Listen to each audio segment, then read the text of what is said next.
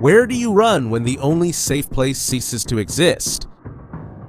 That's the question thousands of Russian soldiers are asking themselves right now. Because the hole in the ground where they used to hide from drones, well, it just stopped working.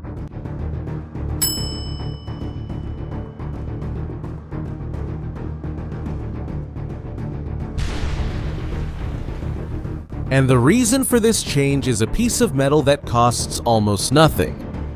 To understand why this changes everything, you need to understand what the front line of this war has become. It's no longer a war of trenches and artillery like it used to be.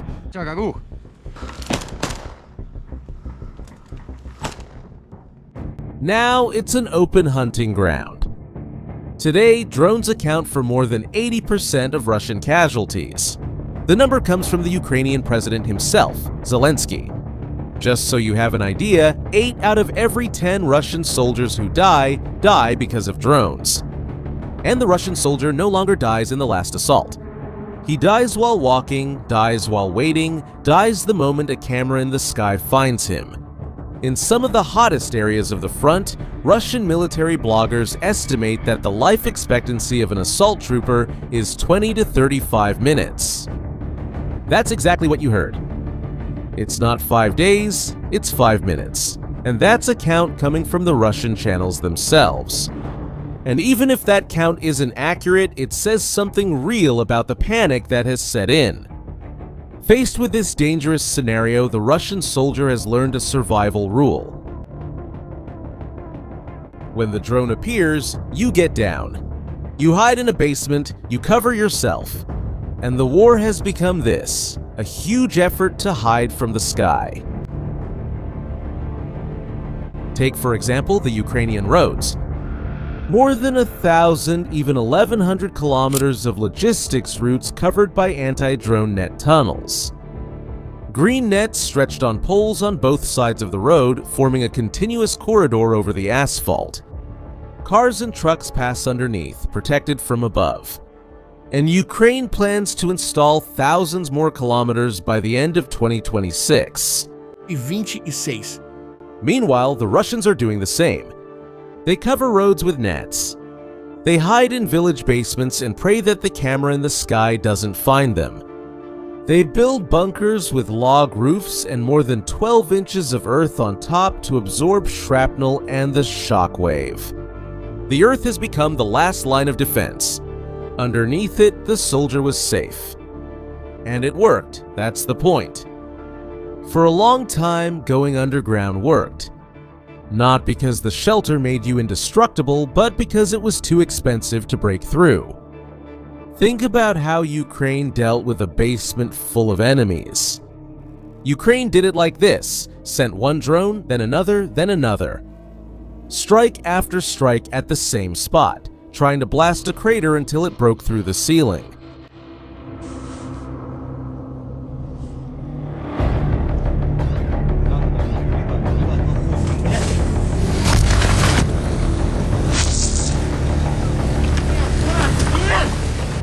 But there was a problem. Doing that was slow, it used up ammunition. And worst of all, it gave a warning. With every explosion, the Russians inside knew they were being hunted. And many times they managed to escape before the defense was breached. But when it worked, the result was brutal. In one of these actions towards Kursk, a Ukrainian unit caught a group of 7 Russian soldiers who had holed up in a basement.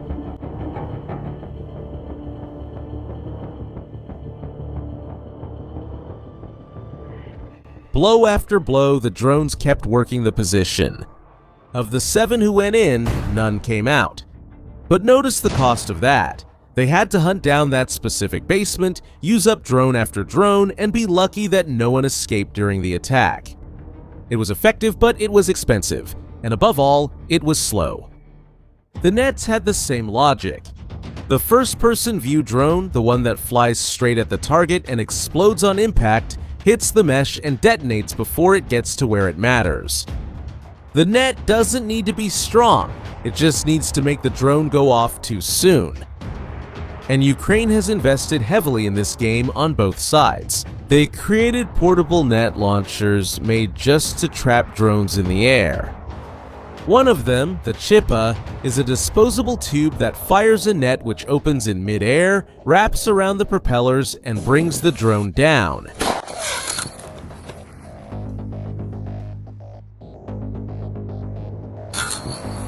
Another one, the Patashka, launches a 4x4 meter net up to 30 meters away. Simple, inexpensive solutions for a problem that electronic warfare couldn't solve.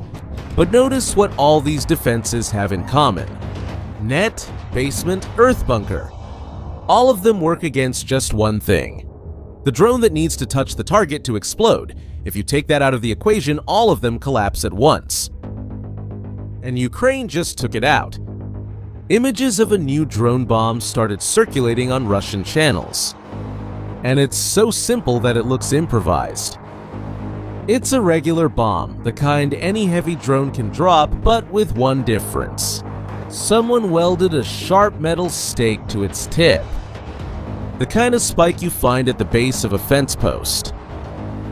You don't need to be an expert to understand it. The tip pierces. It goes through the net. It cuts through the cellar door. It pierces the earth over the bunker. And then comes the second part, the one that really matters. The bomb doesn't explode on impact. It has a delayed action fuse. It penetrates first and explodes afterwards. Inside, where the soldier thought he was safe. And if you think you need cutting-edge technology for that, let me show you the numbers. Because Forbes magazine analyzed the available images. The estimate is that it's a bomb weighing about 11 kilograms, dropped from a few hundred meters high, capable of penetrating more than 30 centimeters of hard soil, or more than a meter of soft soil before detonating. The tip appears to have been hand-welded with a metal thicker than that of an ordinary store-bought stake. In other words, someone in a workshop took a piece of hardware and turned it into a bunker buster. And here's the curious part. The idea behind this bomb is nothing new. Penetrating bombs have existed for almost a century. In World War II, the British created two gigantic bombs, the Tall Boy and the Grand Slam, weighing 5 and 10 tons. They nicknamed them earthquake bombs. Decades later, the United States took the concept to the extreme, with a 14,000 kilogram monster capable of piercing dozens of meters of earth before detonating. Now compare. On one side, ton-sized bombs dropped by bombers that cost a fortune. On the other side, Ukraine hit on the same physical principle, with 11 kilos and some shop welding delivered by a drone. The same concept that once required one of the most expensive planes in the world can now be carried by a cheap drone. And there's video of it. Check out this drone footage. It shows the crosshairs locked on a spot on the ground between destroyed buildings. The bomb drops, and in the audio, a voice shouts in Russian, "It went in!" Seconds later, the explosion erupts exactly from that spot. The delayed fuse did its job. It penetrated and only then detonated. Stop for a second to think about what this means for the soldier on the other side. And if you understood why this bomb is a game changer, this is the kind of analysis we do here every week. Subscribe to the channel so you don't miss the next ones. Because now that survival rule that the Russian soldier learned over 4 years simply doesn't apply anymore. Going down doesn't protect you anymore. The net doesn't protect anymore. The roof made of logs and earth doesn't protect anymore. In a single strike without any warning, the bomb goes through the cover and explodes inside. There wasn't a series of explosions giving you time to escape, just one. And it comes from the inside.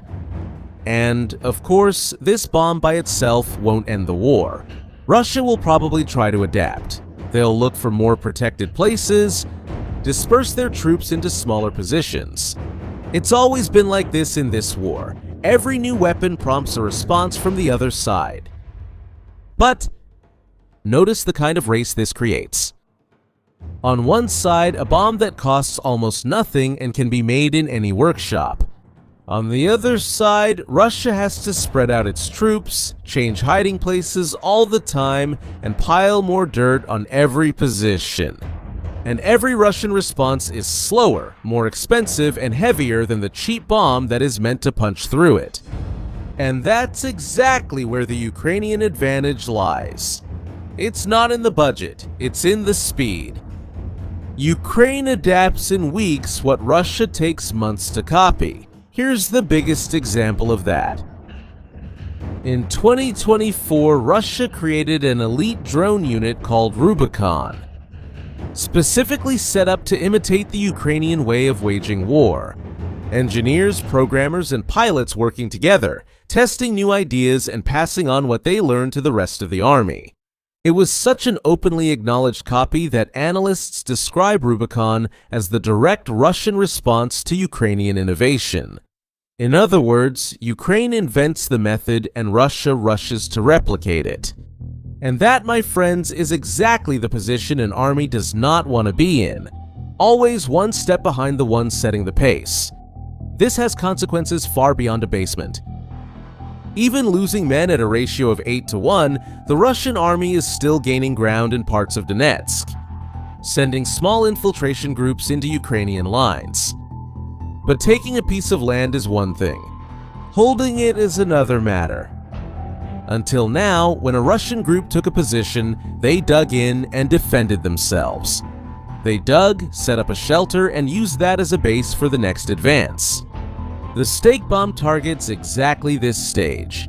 Without a shelter that can withstand it, it's much harder to hold on to what you've conquered. What used to be a foothold now becomes a trap. And the reach of this doesn't stop at the front line.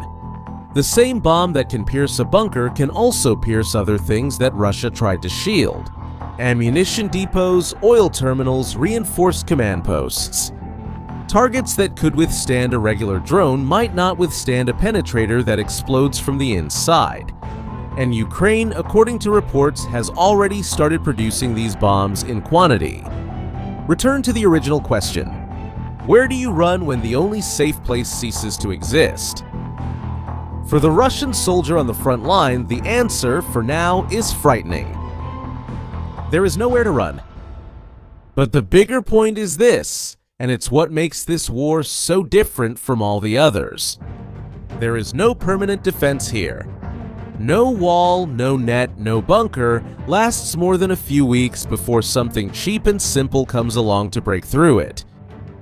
The stake bomb is not the end of this race, it's just the latest move. And it's this speed, the ability to turn a piece of hardware into a weapon that nullifies the shelter where the enemy was protected, that continues to define the course of the biggest conflict in Europe in generations. The question that remains is this: in a war where no defense lasts, who wins in the end? Who builds the highest walls? Or who can invent what brings them down faster? If you want to follow how this race evolves, subscribe to the channel. We cover every new chapter of this story here. And thank you for watching. See you in the next video.